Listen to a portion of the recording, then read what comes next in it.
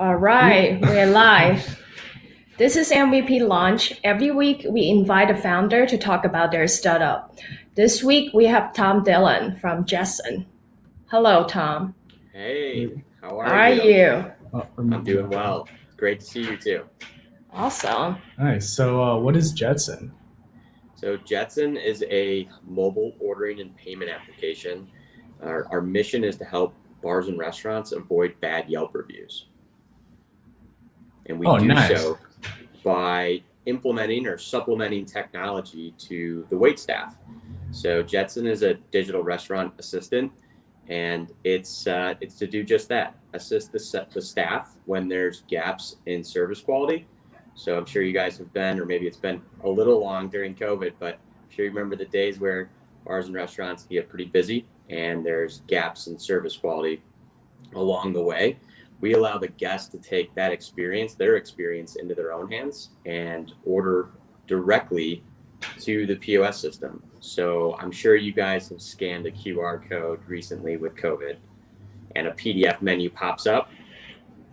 Well, that's exactly what Jetson can do, except it knows that you're at table 17 and we have an interactive ordering menu interface there that you can order and pay on. Nice. That's awesome. Yeah, it's really cool. Like, have I know you're in at least one restaurant right now, right? Yeah, so we're in a few restaurants with we're growing our beta count right now, and we're kind of testing out exactly what venue types work best and where we can add the most amount of value. Awesome. So So, do you only serve restaurants? Like, is there other like the POS system you also serving? Yeah, it's a great question. So we're getting pulled into other opportunities. So hotel, in-room ordering and dining, we're being pulled into. We're also being pulled into golf courses. And so there's different venue types where I think you're starting to see, I guess, if you will, owners are looking for ways to optimize their labor models. And I think where they see the opportunity to implement technology to help with their operations. So, for example, manning the phones right now at hotels isn't really an economical, possible way really to do any business, provided what the occupancy is. I can see moving forward that a lot of these operators are anticipating that they are going to continue on utilizing technology in this manner for maybe not all of them, but there's certainly a specific target that makes a lot of sense. And so those are other opportunities just within the whole hospitality realm of venue types. okay, so the problem is basically it's expensive to have a lot of wait staff or people, and so your app allows people to order things at a restaurant, bar, or hotel without having to talk to anyone. That's right. Cool. So like so today, like when a restaurant gets kind of full, what's like what happens without your app? So yeah. So going through the scenario, I guess I could just kind of tell you the story of how Jetson came to fruition. Nice. That would be helpful. Yeah, Yeah. definitely. All right, cool. So, and this is just one example of a use case where we had experienced it, and we can elaborate on from there. But effectively, we were out at a bar before a Cubs game, and ultimately, my dad, nephew, my little brother wanted to kind of get some drinks, obviously because they're cheaper than inside the park. And sometimes we'll get food as well. On this particular day, it was my nephew's first baseball game. So Grandpa was really excited. And we were planning on getting in there, getting a couple drinks and head in. And we tried getting sat finally, and we tried waving down the wait staff, and we got the 1 minute finger. Oh, And and then we finally were able to throw in our order, and we were going to order another round and tried waving them down and got the 1 minute finger again. And at this point, my dad turns to me and he's like, "We got a jet, son," hence the name. And I was like, "All right, let's close out and just get out of here." He's like, "We can't get another drink. We got to go." And so waved down the wait staff for a third time, got the 1 minute finger again. At this point, I could see my dad getting visibly frustrated. So I'm like, all right, I better do something. grabbed the credit card, ran up to the POS system and asked the wait staff if they could close us out. And she said, no, I can't help you. Let me grab my manager. I'll be right back. 10 minutes goes by. We're finally closed out.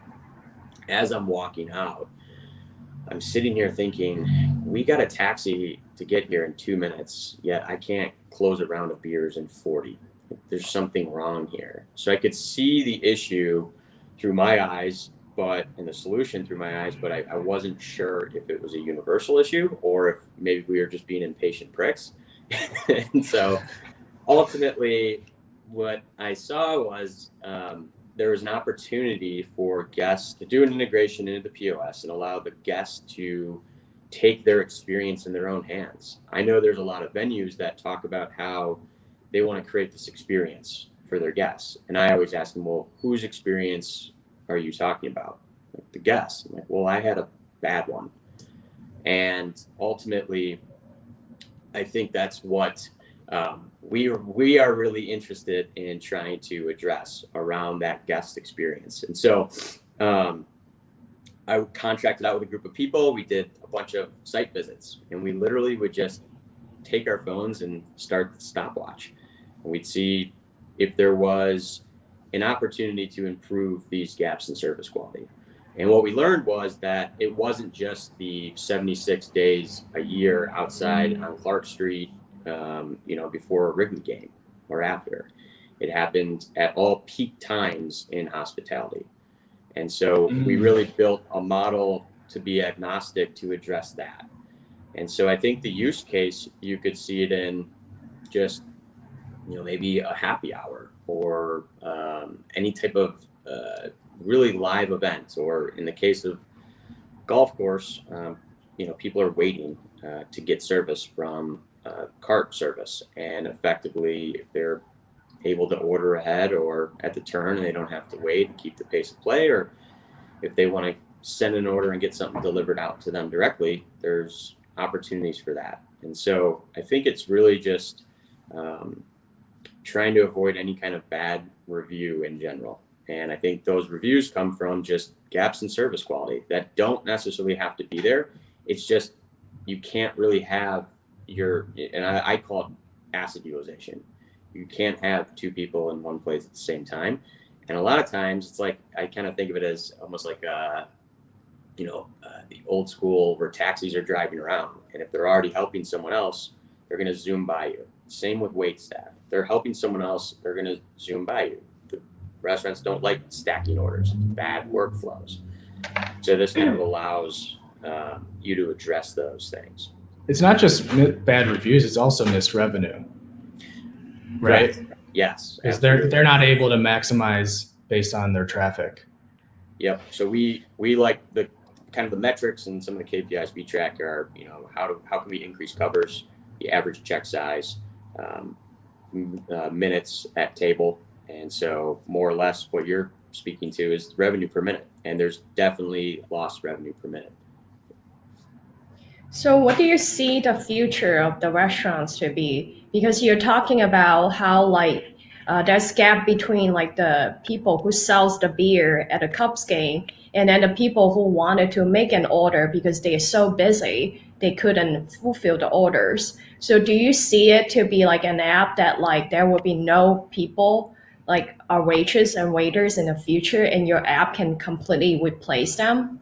What do you see it as?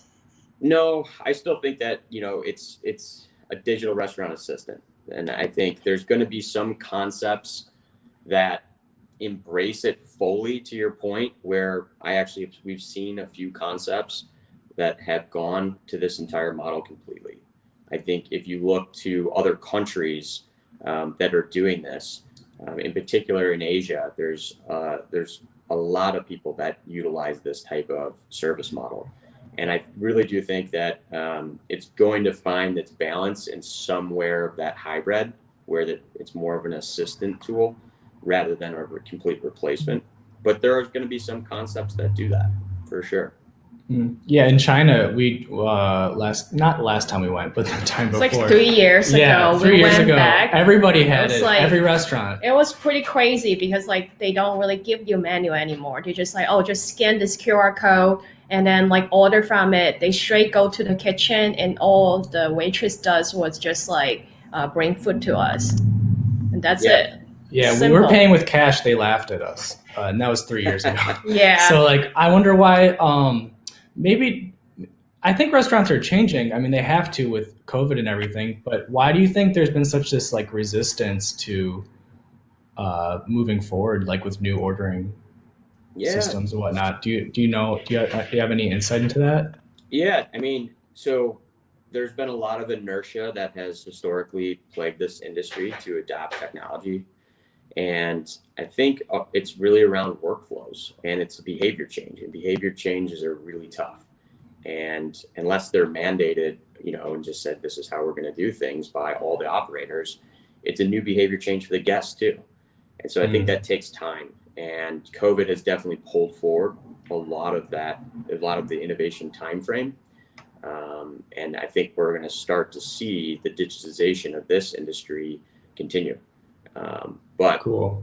I think it's really around the workflow and helping the staff really understand that this is a tool to help them, not replace them. And I think if the mentality is there with the ownership and the reasons are explained why it's being done, then I think that there's going to be more adoption. But I also think, just like anything, you're going to have incentives for the guests to want to demand it. So there's kind of the two sides. You have to offer it, but then you have to actually want the guest to use it. You can either mandate that or incentives. Just like any behavior change that we've seen in the past, I think it's been surrounded with incentives of some sort.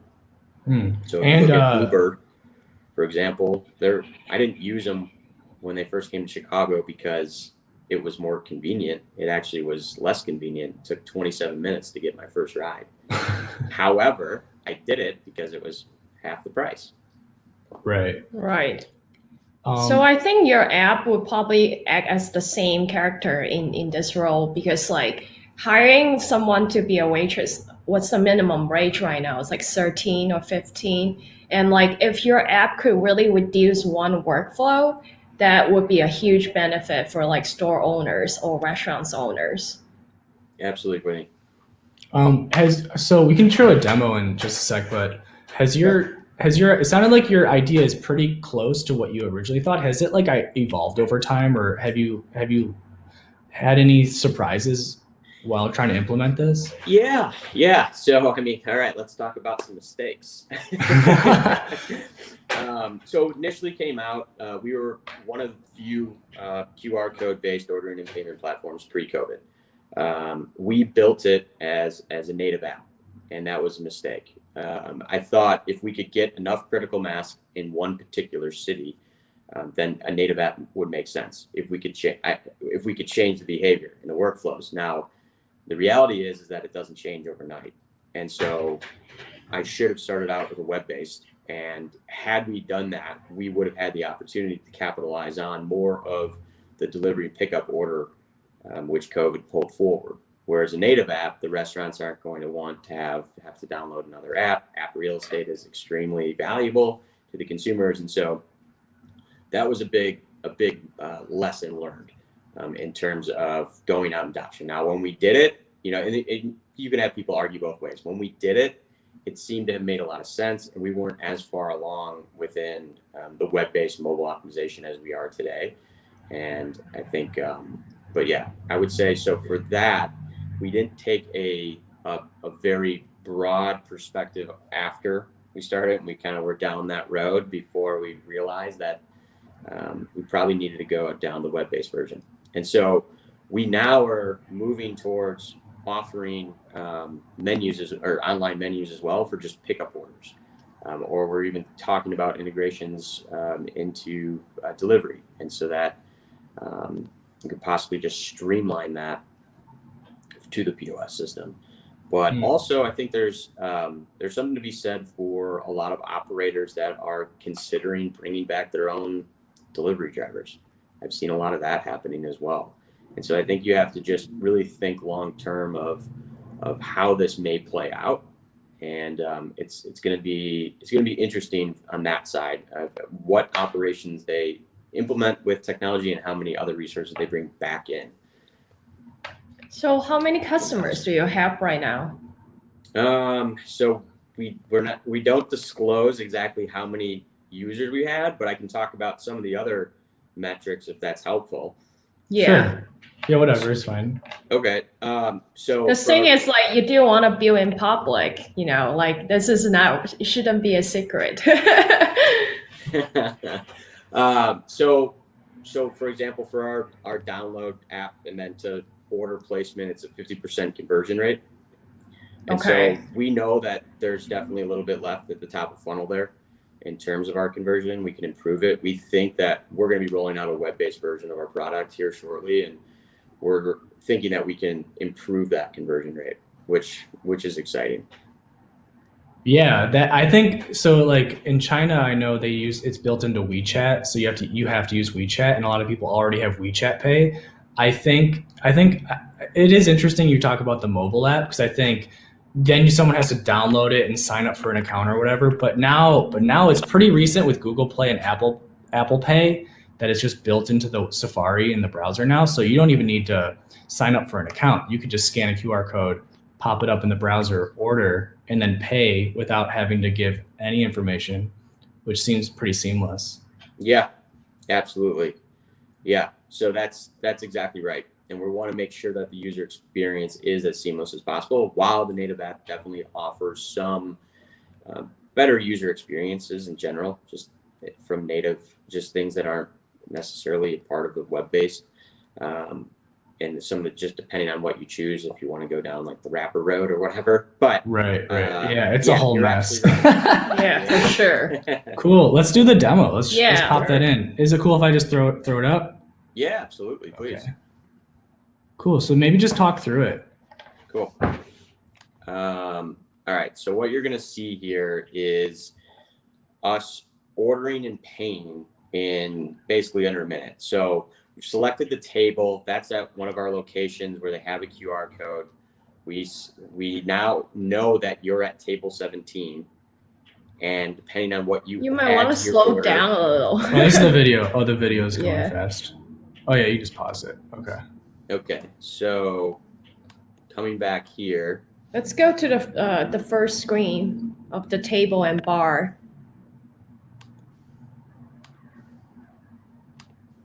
Right here.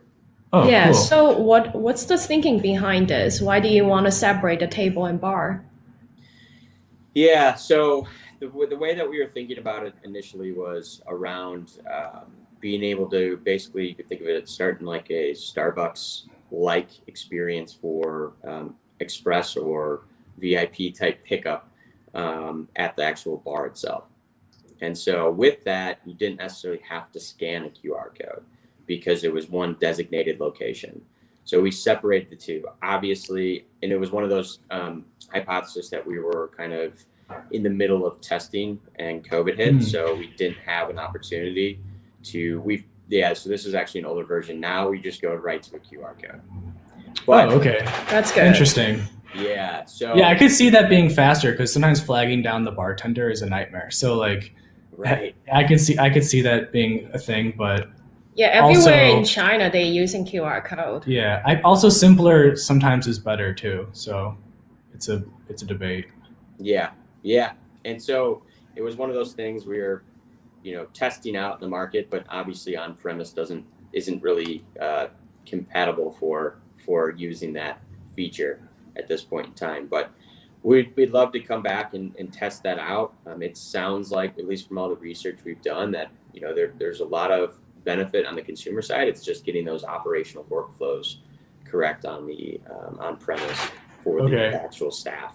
And the QR codes, are they static, or do you have to print up new QR codes for every person? Are they like printed on the table like a sticker, or are? Yeah, so decals for just right on the table, and then other people wanted to use their current table tents. So we're pretty agnostic to how they want to display and the marketing around that. If they want them co-branded, etc. we take that into consideration, but they're usually just your typical signage that would be on any table. The decal is probably the newest thing to restaurant, bar and restaurant owners. Okay, cool. And then this is just, it'll bring up the menu. Now it knows you're at table 17. Nice. And let's say you were looking to get some burgers. Here you can add a burger and send in the order. We've integrated directly to the POS system. So now you're going to have the little ticket start printing out in the kitchen because it's food. If it was a drink, it would go to the well service area. And then from there, you can close out your tab and make payment. We encourage people to staff or tip, because tip the staff. They do certainly a lot more, and there's more supportive than just taking an order. And then here we like to encourage customized tipping. Oh, I like the slider. Nice. Oh, your mic's off. Oh, there you go. Yeah, sorry. You're good. Yeah, call coming in. You're good. And then here we have a receipt that will pop up here shortly. And a digital receipt goes towards goes to the email that you've signed up with your account. Interesting. And So how come the receipt isn't? How come the receipt isn't in the app, but like in the email? So we were kind of thinking about it from the standpoint of tracking it with like corporate expenses, and we thought it would be easier to just have those emails go to if you wanted to have your business account or personal account, they could just automatically be parsed to the appropriate email. Oh, okay. Nice. So the kitchen would get the order and then would just bring the food to you after you paid. Oh, before you pay. Yeah, so you actually, because Right. we integrate Before you with pay? the POS system, you're able to open up a tab and continue it. And then if you forget, we actually have automatic payments, or the staff can just do it themselves as well and close you out. Nice. So you could order from the app and then still pay That's at right. the restaurant. Okay, if you wanted to. Yeah, for that whatever reason. should be an option. Yeah. Yeah. Cool. Nice. That's a really cool app. I love it. Yeah, so we tried to build it agnostic to the guests too. So if I'm there with my grandma and she doesn't want to, go on and order on the phone, she has the ability just to order through the staff as well. Now it might take a little longer, but if that's what makes her happy, we want to make sure that we're agnostic to. We weren't alienating any guests that were coming to the restaurant, and I think that was a requirement. Yeah. For a lot of the operators we spoke with. I like the hybrid approach because sometimes you're just like, well, I just need this one thing, and it is kind of nice talking to the wait staff. Sometimes they give you a lot of specialties and whatever, but sometimes you're like, oh, they're busy. You just want to add a little drink, or you want to add just side dish or whatever. Awesome. Yeah, absolutely. You want to do goals and obstacles? Yeah, the goals and obstacles. So yeah. Every week we ask like the founder about their goals and obstacle of the week, because we want it to be hyper focused and we want this goal and obstacle can be met. Goals in general, want it to be met when the week is over. So what is your goals and obstacle for the week? Oh, wow. There's a lot. So let me just try to distill it down to the kind of the most important ones. So our number one goal, and I hope if I could get it done for the week, that would be amazing, but I'm actually looking for a technical co-founder. And I've been interviewing a bunch of people, and we're looking to bring on a CTO on the team and wear that technical co-founder hat and allow me to take that responsibility off my shoulders, because while I can, have high level conversation and took some coding classes, I'm certainly not a technologist. Wouldn't consider myself a dev and never would purport to be so. And so really looking for someone to come in and join our team. And that is something that I hope I can fulfill by the end of this week. We're getting close. And then we're also bringing on some other team members too on the technical side. And then the other component is move forward with UI UX. We're doing a redesign of our web-based version, kind of finalized for a client that's a little higher end that wants, up to just a little bit cleaner looking app from an MVP. So we're going to do that. Those are the two biggest goals by the end of the week. Obviously, there's all the little items in the to-do list that constantly just are never ending. But those would be the Nice. two biggest things for this week that we're looking to accomplish. So it's That's all around awesome. hiring, which is just fantastic. What kind of what's your obstacle? well that's an obstacle too, but Oh, what's yeah, I your tech guess so. stack? Like what is it built at? Well, it's built, you said you're doing native, you're going just purely web for the most part. Like what's your tech stack? What are you looking for? Yeah, Or are you looking for so someone to come in and just have an opinion about how they should do it? some of that, right? And that's kind of what I'm learning as well, is that it's hard when you go too far down the road, and a lot of the kind of the tech leads want to dictate what that road looks like in terms of their skill sets and knowledge, which makes sense. Right. I know they're going to obviously try to favor where they're strongest, but and sometimes there's just two options that you could take, and both paths are good, and you're not going to limit yourself in terms of your capabilities. And so that's going to be left to the technical lead to make those decisions for the long-term product roadmap. Make sure that we have the right solutions architecture in place for the long-term vision. So you're open to changing, but what is it built in now? Yeah, so right now we're Postgres, SQL. We're using Ruby in the background on the back end. Cool. And then we're using React for front end. Awesome. That's our exact same stack. Yeah, we do the same with Big Green, exact same. That's our same stack. Yeah. That's awesome. I even came from the .NET. We came from different backgrounds. I'm just like, let's just do Ruby. It's so much easier with a small team. I think you should just stick with that tech stack if I'm you, because changing anything to older version like PHP or stuff, they're not gonna be as sustainable. Yeah, I like that stack actually. I think that's a solid stack. If I've ever heard one, I don't know. I'd question if someone wanted to go a different route. What are our goals and obstacles? So our goals this week, we launched on Product Hunt last week, which was a good success for us. We got we double our return users since last week, and this week we're having the goal is 17 return users, but last week we actually have 34, so that's kind of sweet. Yeah. And that's our goals, and then our obstacle is we need to find a way to monetize the product, or many ways to monetize the product. So that's still our obstacle. Yeah, we're trying to get to ramen profitability. So we're trying out all sorts of ways to monetize stuff. Love that. Yeah. Cool. Any recommendations as far as books or TV, podcasts, movies, anything? Ooh, that is a great question. Let me think about it. What would you suggest while I'm thinking?